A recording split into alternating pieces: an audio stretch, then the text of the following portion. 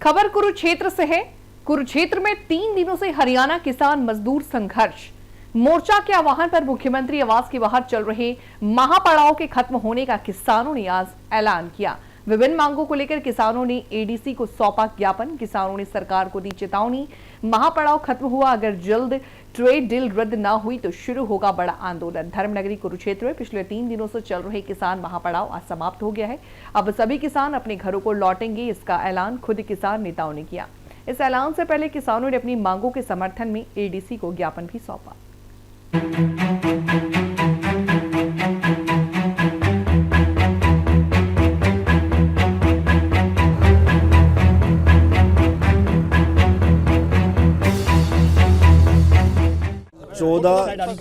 क्या आश्वासन दिया आप लोगों? 14 डिमांड्स टोटल मेरे सामने रखी गई हैं। जब ये मोर्चा धरना स्टार्ट हुआ था उस टाइम भी हमने सीएम साहब के संज्ञान में ये बात ला दी थी, और आज भी जितनी भी बातें हैं सारी की सारी सीएम साहब के संज्ञान में ला दी जाएंगी। उसके अलावा जितने भी ये घोटाले की बात है जो जिला प्रशासन लेवल पे डील होनी है, उसके लिए हमने ऑलरेडी इंक्वायरी बिठा रखी है। इंक्वायरी की report as soon as possible inquiry complete करके सबमिट कर दी जाएगी। आप सभी किसान भाइयों को, आम जनता को भी मैं आश्वासन देता हूँ कि इसमें जिस किसी की भी गलती होगी, जो भी अगर कहीं भी घोटाला हुआ होगा तो उस पर कड़ी से कड़ी सख्त कार्रवाई इसमें करी जाएगी। उसके अलावा जितनी भी डिमांड जो दो बड़े कुरुक्षेत्र जिले के स्थानीय मुद्दे हैं कि एक तो धान घोटाले को दबाने का प्रयास कुरुक्षेत्र प्रशासन कर रहा है, जहां सीएम सिटी में किसानों को, आमजन को ये उम्मीद थी कि न्याय मिलेगा, धान घोटाले पे ज्यादा कार्रवाई होगी, उतना ही ज्यादा यहाँ धान घोटाले को दबाया गया है। जबकि हम सबूतों के साथ और आंकड़ों के साथ प्रशासन को और सरकार को इससे अवगत करवा चुके हैं।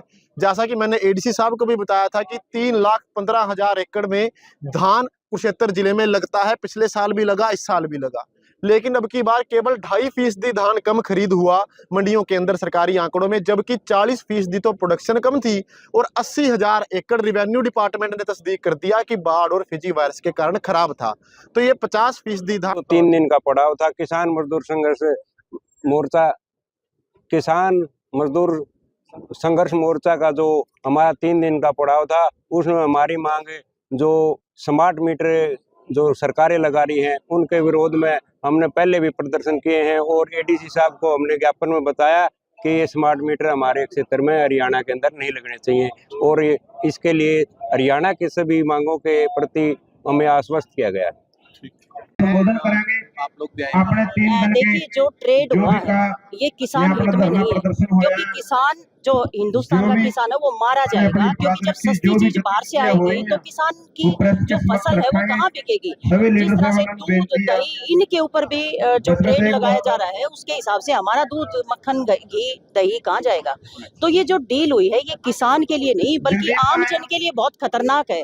तो इसलिए सरकार को एक बार सोचना चाहिए, मोदी जी को एक बार अपने किसान के हित में इस बात के ऊपर सोचना चाहिए। सर्वजातीय सर्वखाप महिला महापंचायत किसान के साथ खड़ा है, क्योंकि ये लड़ाई केवल किसान की नहीं है, ये आम जन की लड़ाई। दीप सिंह नथवाना, मैं पगड़ी समाल जट्टा किसान संघर्ष समिति हरियाणा का प्रदेश का अध्यक्ष हूँ और इस मोर्चे का हम हिस्सा है। सबसे पहले तो सभी प्रेस वाले साथियों का हम धन्यवाद करना चाहते हैं कि लगातार 3 दिन से आप सब साथी हमारे इस प्रोग्राम को कवर कर रहे हैं, और देश और दुनिया में इस मोर्चे के बारे में जो आंदोलन चल रहा है इसको दिखाया आपने।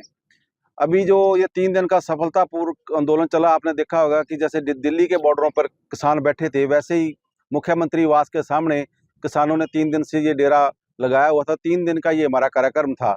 तो उसमें अलग अलग मुद्दे हैं और सब साथी अलग अलग मुद्दों पे बात रखेंगे। मैं सब जो 3 दिवसीय सीएम आवास कुरुक्षेत्र में हरियाणा किसान मजदूर मोर्चे का पड़ाव था, आज उसका समापन है, और समापन पे हमने मांग पत्र सौंपा है। उस मांग पत्र में राष्ट्रीय मांगे और राज्य की मांगे हैं। राज्य की मांगों में हमने जो मांगे रखी है, माननीय मुख्यमंत्री को आपके चैनल के माध्यम से अपील करते हैं उनको तुरंत प्रभाव से लागू किया जाए, और ट्रेड डील के जो खिलाफ हम कहते हैं माननीय मुख्यमंत्री प्रधानमंत्री को पत्र लिखें, वो किसी तरह का समझौता ना हो। हमारी जो दूसरी मांग, इसमें मुख्य मांग है किसान और मजदूर की संपूर्ण कर्जा माफी है। किसानों मजदूरों को संपूर्ण कर्ज मुक्त किया जाए, क्योंकि गलत नीतियों के कारण कर्जा चढ़ा है, एमएसपी पर खरीद नहीं हुई इसलिए कर्जा चढ़ा है। और एक आपके चैनल के माध्यम से यही कहेंगे, माननीय मुख्यमंत्री जी पंजाब में जाकर एमएसपी की दुहाई दे रहे हैं, तो यहाँ पर 1 अप्रैल से गेहूं की खरीद चालू की जाए, और साथ ही जो सूरजमुखी, मक्का और मूंग में किसानों की लूट होती है, उस लूट को बंद करते हुए उनकी एमएसपी पर खरीद सुनिश्चित की जाए। जो बार बार कहते हैं हम सभी फसलों को एमएसपी दे रहे हैं, लेकिन उनको कागजों में दे रहे हैं, किसान की लूट बरकरार है। तो इसलिए आपके चैनल के माध्यम से यह कहेंगे भी जो हमारी 1 अप्रैल से गेहूं की खरीद चालू हो और सभी फसलों को एमएसपी पर खरीदा जाए।